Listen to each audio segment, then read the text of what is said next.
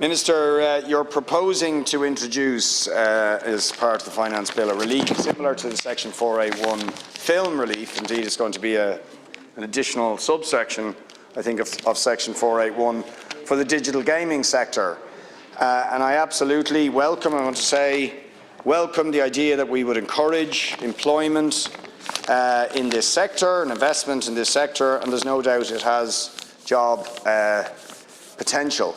So that is very much to be welcomed. I do question, as a more general point, whether tax reliefs are the best way, rather than direct expenditures, to give that sort of support to trying to strategically develop particular industries and employment. And indeed, in discussions we've had at our Budget Scrutiny Committee over the years, we've had quite a lot of expert economic advice to suggest that direct expenditures are often more beneficial in terms of creating industries and employment than tax reliefs. And I think there's always a necessity for some sort of cost-benefit analysis or examination of what is the best way to support an industry. I think that needs to be regularly reviewed and to ensure that we do get quality employment. And obviously, given the discussions we had at the earlier amendment on the film relief for the audiovisual sector, we would have concerns that there may, we don't want to do anything which could, facilitate poor quality employment or bogus self-employment. Which is an issue in the film industry, in my view, and that lack of security generally in these kind of industries for employees. So that's what we're looking for, is that there would be a review to ensure that this is the best way of supporting employment and a sort of a sector that we consider to be strategically important. And I would say, just as kind of an aside in relation to the other discussion, because the two are part of the same part of the Finance Bill, that those who have given you a particular viewpoint on Section 4A1, and I know I've given another viewpoint, but it is telling that those people didn't want to go into a room with people who disagreed with them when a minister asked them to agreed in principle to set up a forum, a stakeholder forum, where all views could be heard. The particular groups that you referred to vetoed that, and they got away with it because they didn't want to go into a room with people who had different viewpoints. Now, I think if you're going to have a proper assessment of something, you need to get everybody in the room. Now, you see, yeah, indeed, but we're dependent. Let's be honest, right? We are dependent on the information from the ground and trying to establish what is the real facts on the ground. These are hard things to do, hard things for your officials as well, right? We're all dealing with multiple issues. We're talking to particular people, but you do get a better sense when you get everybody in a room and you hear the different perspectives, and indeed when you can get some independent people in who have no stake in the game to assess the information, but when you're hearing it all. So I just say that, and you should consider that in terms of the previous discussion. To me, it's very telling that anybody wouldn't want to get into the room and actually openly stand over their position. It's very telling, right? It speaks volumes.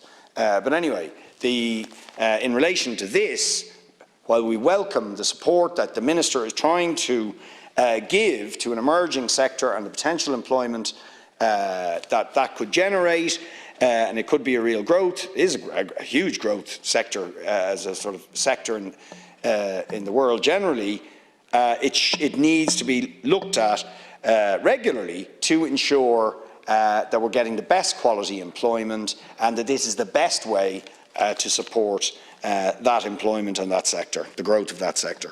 Thank you. Anybody else on this? No, Minister?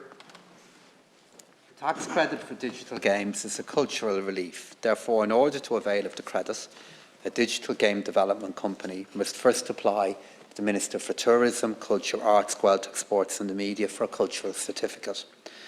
As part of the certification process, the company will be required to complete an undertaking in respect of quality employment in order to qualify for the relief. This undertaking is similar to the requirements in place under Section 481 of the Section 481 film tax credit. The undertaking commits applicants to compliance with all relevant employment legislation. It is crucial that employee rights are upheld in all industries, and the inclusion of this provision reinforces the importance of adhering to employment legislation in the digital gaming sector. Should a digital game development company fail to adhere to a condition or obligation specified in the undertaking, the conditions of certification will not have been met, which means that any credit claimed pursuant to an interim or final certificate may be subject to recoupment by revenue, and an application for final certificate may be refused. In relation to bogus self-employment, this is an issue that's relevant to all sectors and as such should be treated in this manner. I am advised that Revenue carries out a comprehensive programme of compliance operations each year across a broad range of economic sectors, including the digital games development industry. Many of the operations are carried out on a multi-agency basis, which can include officials from the Department of Social Protection and the Workplace Relations Commission. The primary role of these joint investigation units is to detect non-compliance with tax and duty obligations, which includes non-operation of the PAYE system on foot of bogus self-employment. Together with the DSP and the WRC, Revenue have updated the Code of Practice for Determining Employment Status, which was published in July 2021. The Code aims to be of benefit to employers, employees, independent contractors and legal, financial and HR professionals. It's also aimed at investigators, decision makers and adjudicators in DSP, Revenue, the WRC, their respective appeals bodies and the courts. Its purpose is to provide a clear understanding of employment status, taking into account current labour market practices and developments in legislation and case law. It's important to note that the monitoring of compliance with employment rights legislation is primarily a matter for the Department of Enterprise, Trade and Employment through the WRC, while the importance of employment rights is reflected in the tax credit for digital games. The WRC remains the appropriate avenue to address non-compliance with employment rights legislation. I therefore don't propose to accept the amendment. Thank you. Richard Boyd Barrett. Yeah. Just to be clear, insofar as this is kind of modelled on Section 481, does the same DAC approach apply, where it's going to be project by project? You know, so what was your favourite cartoon when you were younger, Minister? Tom and Jerry?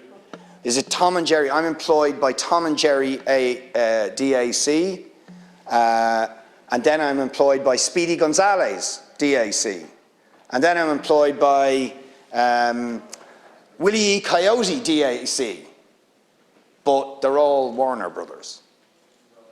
But who was I employed by? Was I employed by Warner Brothers, or was I employed by Speedy Gonzales? He was there and he was gone, which is like the DACs. By the time I can take Speedy Gonzales to the WRC, if he has,